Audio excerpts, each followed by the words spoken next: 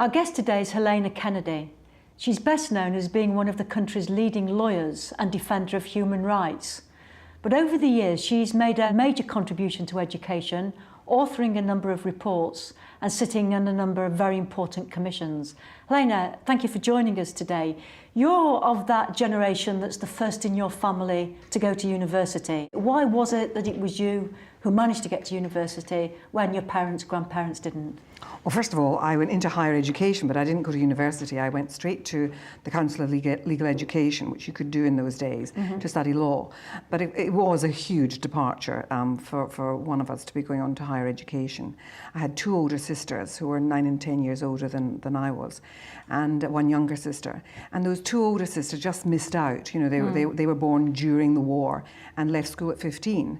And I was the one who was lucky, who was born at that moment where so many more people got that chance. But we were brought up in a household which valued education. My parents saw education as one of those great things that was part of the vision, the post-war vision for working class families. They wanted to have stable jobs, they wanted to have houses with bathrooms, and they wanted their kids to get an education. Did you ever think of going into teaching? I did. I mean, that was what my mother wanted. So there was certainly, that was seen as the great thing to do, particularly as a woman.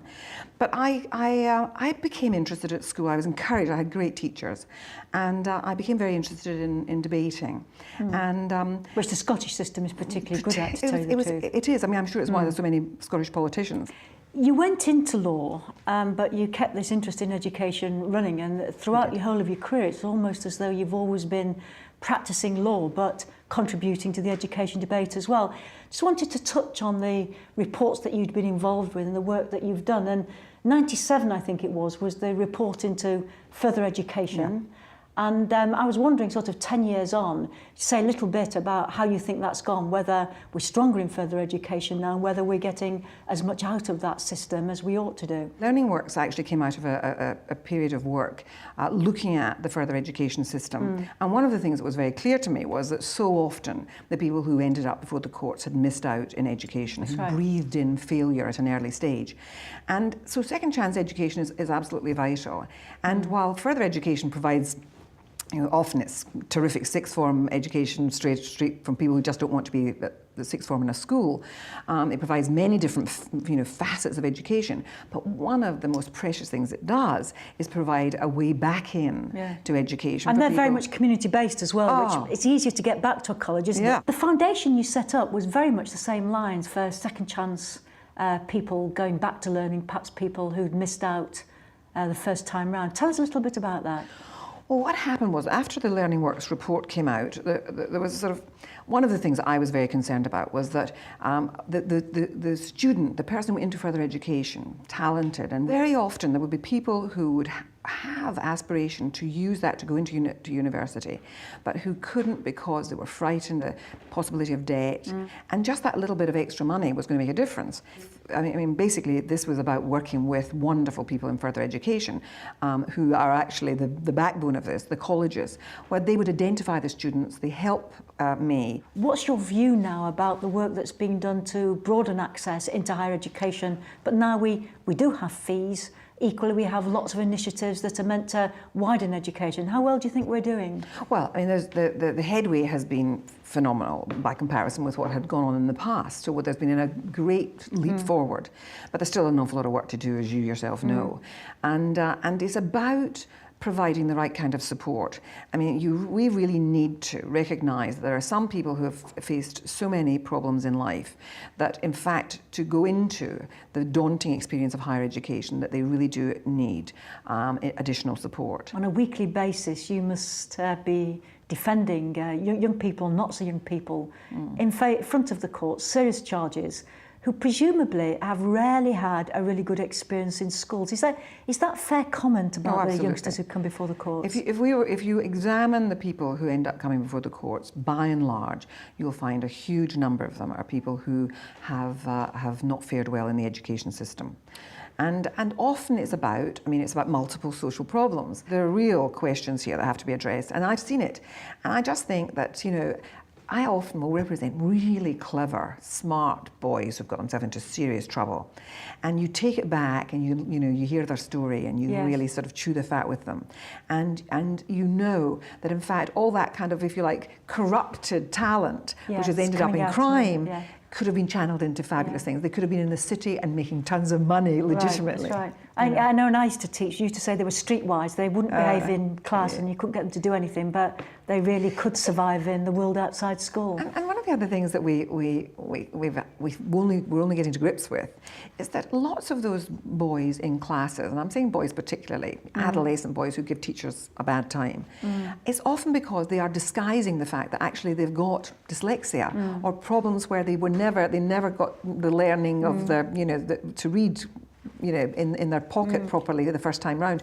And so they try to hide their deficit because they don't want to be embarrassed in front of everybody else in the class. And so they act up, they get themselves chucked out, they get themselves, reported, all that sort of stuff. And often it's to cover up their own feelings of shame because they can't do what other people in the class can. When you see these young people for whom school has failed and there's no getting away from that, presumably it's not just school, it's home circumstances as well. And there is that battle sometimes. The danger is that the school blames the home and the home blames the school. And somehow it's that interplay, isn't it, of lack of learning culture at home and lack of, presumably, effective teaching at school. Yeah.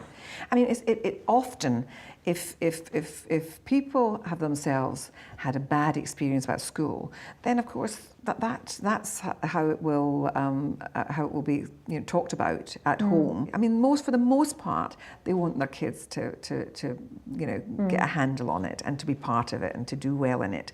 But what we have to do is recognise all the talents, and that I think we're still not good at. We still do the sheep and goats thing, and we also I don't think have enough space for people to gain confidence in dance, through music, through the arts, through all sorts of other ways, through sport, which can then, once the confidence is there, feed back into other forms of learning. Another area I think that would come into that category is the debate about what we do between 14 and 19. I mean, when you're doing the reports that you've done, when you were looking at FE, did you find yourself thinking the curriculum we teach in schools is not going to do enough for all our children? Oh, absolutely. I certainly think that by the time boys are 14, I mean, and this is true of some girls too, often what they want to be doing is things that are actually much more practical. They actually do want to be getting in there and seeing what the world of work is more like.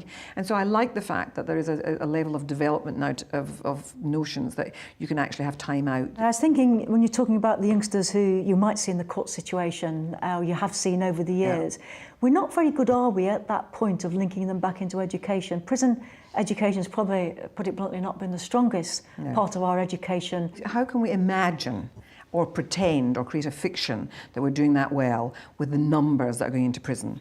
And we now are, I mean, to our shame, are up there at the top of the league tables in Europe. Especially with young people. And especially with young people, jailing more people. And I have to tell you that I'm not a happy woman around the ASBO situation, because I think that we're actually, accelerating people's progress into prisons.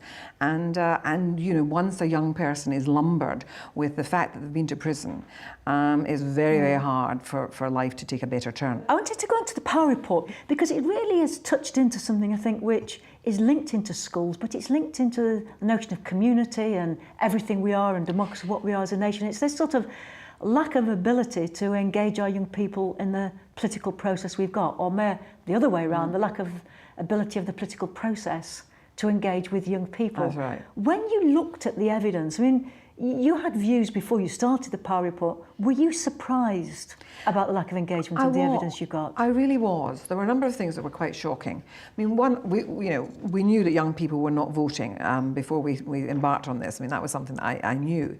And lots of politicians will say to you, well, of course, that's not so surprising, and lots of people might not do that. But once they start paying taxes and once they've got kids of their own, then they kind of get the jolt and they start going to the ballot box. It's not true. No, it's not true. And that's the great shocking thing that's very different from previous generations, is that young people now not acquiring a habit of democracy. And it was very interesting. We went to schools, we went to sixth form college, we went to further education college, and we just went to sports stadiums. community centres where there were the kids had sort of, snooker tables and things. And we just say to people, well, you think of voting, or did you vote at the last election? How old are you? And it was very interesting because they were political. They had a view on, particularly around rich and poor. They feel very strongly about an unfair world. And yet they don't feel anywhere that they can channel in all that stuff. Do you have to learn to be a citizen in a democracy? What's the role of schools in this, do you think, about really accepting that part of their job is to educate children for democracy and to be active participants in it? Well, one of the things that was interesting was that that when we spoke to kids in schools and adolescents and teenagers and at different stages in their they felt there wasn't an awful lot of democracy inside the schools. Opportunities for them to have a view and to put it forward and to be listened to.